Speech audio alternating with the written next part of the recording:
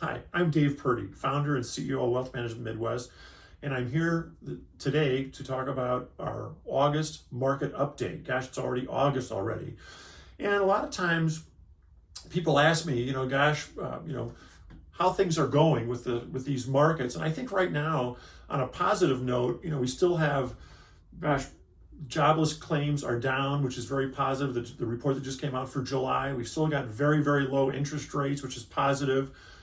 Companies that are releasing their earnings, on average, they're beating their earnings estimates, so companies are making money.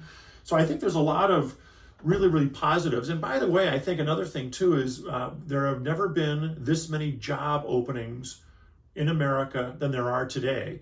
And that kind of reminds me of back, if you can remember back in the financial crisis, that 2008, 2009, there were not any jobs. People were losing jobs. Contractors couldn't get jobs. There was no jobs anywhere. And that's when you really got a problem, when there's no work around. And now it's completely the different story. There's actually work.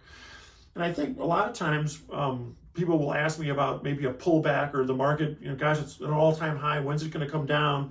And I like to kind of put it in this kind of a context. Last February, I got a call from a referral lady.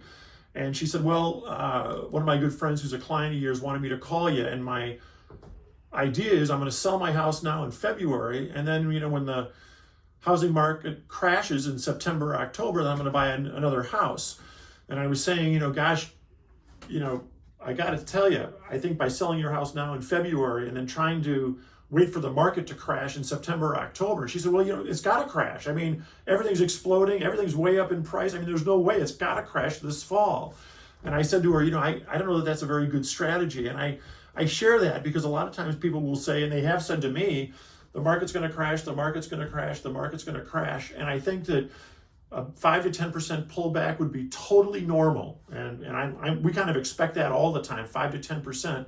But to try to sell out and buy back, like this gal with the house trying to sell her house and buy back, doesn't make any sense.